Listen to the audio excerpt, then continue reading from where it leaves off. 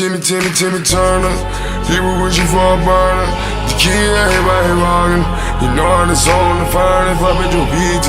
How they watch you fucking no BT, riding for Wally. Kid, everybody walking. Know how the song, the fire. Timmy Turner, young boy walking with you. What's good, YouTube? It's your boy, the one and only Young Mustard, coming at y'all once again, and I am back with another video.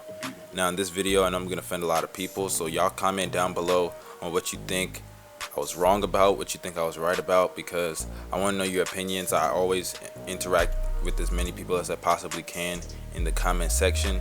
Now this video, as you can see from the title, I am going to discuss the top 5 most overrated players in the NBA.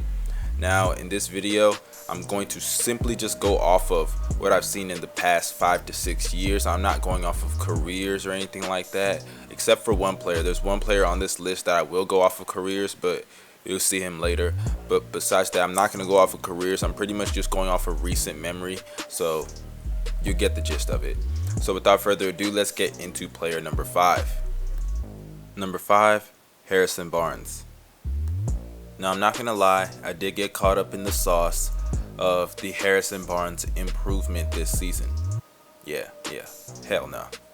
I mean, yes, Harrison Barnes did take a leap in his points per game, but that's about it, guys. I mean, come on now, you cannot tell me that he's improved so drastically, because I did make a video on the most improved player of the year predictions earlier this year. Y'all go check it out. And a lot of people were in the comments saying, what about Harrison Barnes? Harrison Barnes deserves it. He deserves consideration at least. He deserves to be nominated. Well guys, let me tell you why I didn't give him any type of consideration, or I didn't nominate him. When you look at Harrison Barnes' averages, nothing really improved that drastically. The points went from 12 points a game to 19 points a game, which is a good jump, don't get me wrong. But the turnovers, they stayed the same, blocks stayed the same, steals stayed the same, assists stayed the same, rebounds stayed the same. I mean, the free throw percentage, yes, it went up by 10%, which is pretty good. But it's not like nothing else changed. The field goal percentage was the same, the 3-point percentage decreased. I mean, nothing changed in Harrison Barnes' play besides the points per game average that went up. But when you were not even the third option on a 73-9 team the season before, it's obvious that you're not going to average even 15 points per game. And now he's the first option on a team that could not even win 35 games last season. So I don't want to hear all that Harrison Barnes, he's putting up these great numbers this year, so he should be considered for most improved. Guys, he also increased his minutes per game. So, I mean, it's not like he's putting up these amazing numbers. He's on a losing team putting up solid to okay numbers. So cut this, Harrison Barnes could be a star. He's proven the Warriors wrong for letting him go. He earned the max contract because hell no, he's just putting up good numbers on a losing team. Number 4, Rajon Rondo. Now, pretty much throughout all of Rajon Rondo's career, people have always said he is arguably the best point guard in the NBA because he leads the league in assists multiple times and he can get so many triple doubles. Well guys, let me tell you this. It is pretty much on the record from so many players that Rajon Rondo stat pads his numbers, so the triple doubles, I don't want to hear nothing about that. Now, in terms of Rajon Rondo's assists, I will admit he is a pretty good passer, but let's just be honest here. Half of those assists come from him just sitting on the top of the key waiting for someone to get open because he can't shoot the shot. And then when you look at throughout his whole career, he's had good players around him.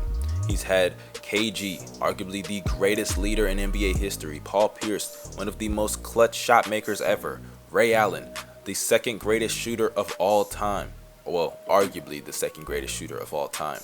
So I don't want to hear none of that he gets so many assists because, I mean, yes, he is a good passer, but take away all the great players that he's played with, and I didn't even count DeMarcus Cousins and Marco Bellinelli, who can hit threes on any given notice that people just skim over for some reason.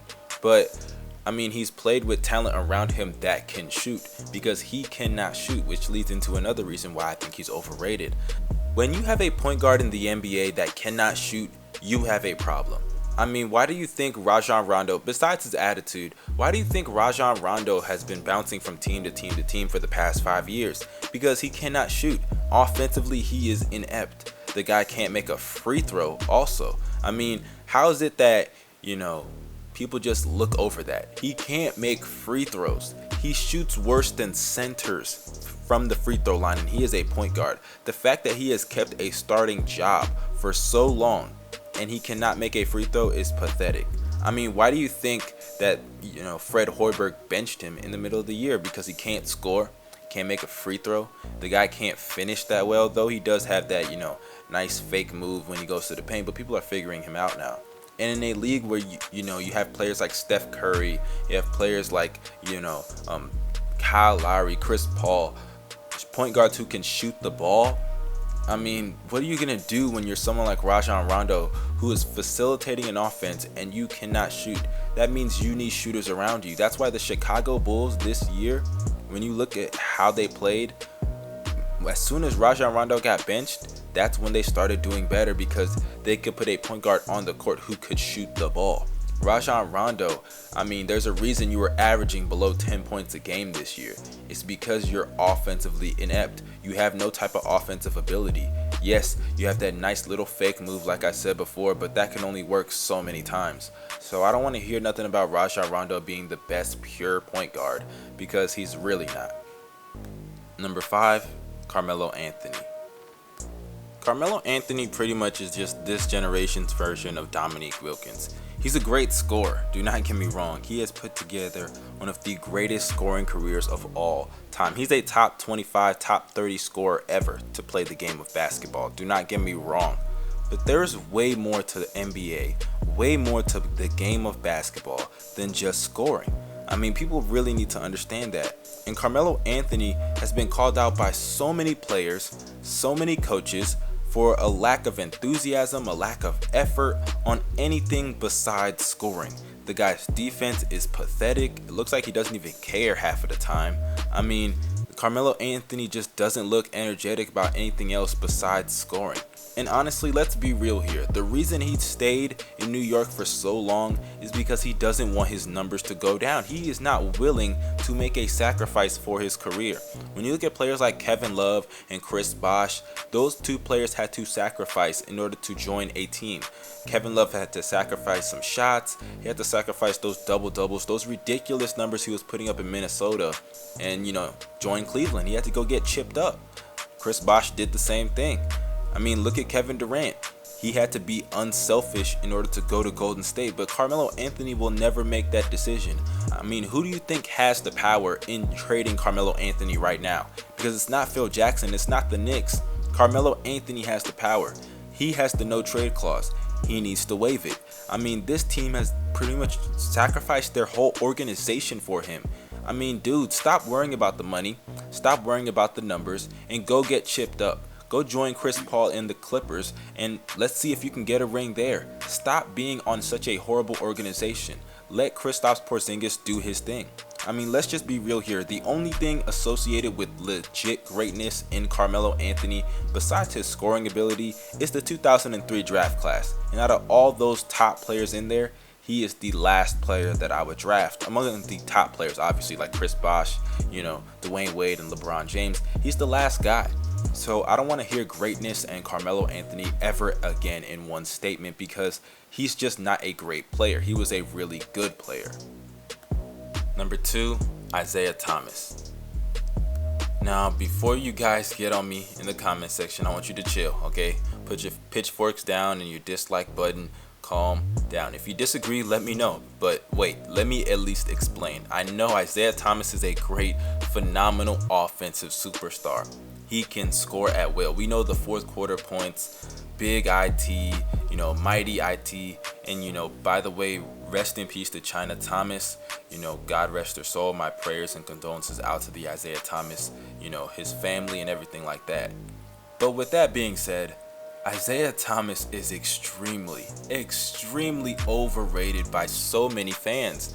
And I hate when people do this. They look at the points and they just automatically come to this conclusion that he's a great player. I mean, Isaiah Thomas, yes, he is an offensive superstar. but even offensively sometimes he can struggle. And let me explain what I mean by that. Isaiah Thomas is not well-rounded at all. When you are one-dimensional in basketball, it kind of is hard for me to say that you're a superstar. It's kind of hard for me to say that you're a great player. And the fact that people actually think that Isaiah Thomas could be a top 10 player or maybe even a top 15 player is preposterous. Yes, the guy averaged pretty much 29 points, 3 rebounds, and 6 assists this year, but when you look at his defense, the guy didn't even average a steal. I mean, even someone like James Harden could average a steal. You want to know why his defense is so pathetic? Because of his height. Now, I know that there's nothing that he can do about that. I understand that. But at the end of the day, if your defense is a liability to the team, that matters. And I hate how people just overlook it. They just look at the box score and they look at the points and the assists and they just say, oh, well, the guy had 28 and 10, so he's a great player. No, that is not how basketball works. I mean, how can someone be a top 15 player in the NBA, but they are the worst defender in the NBA?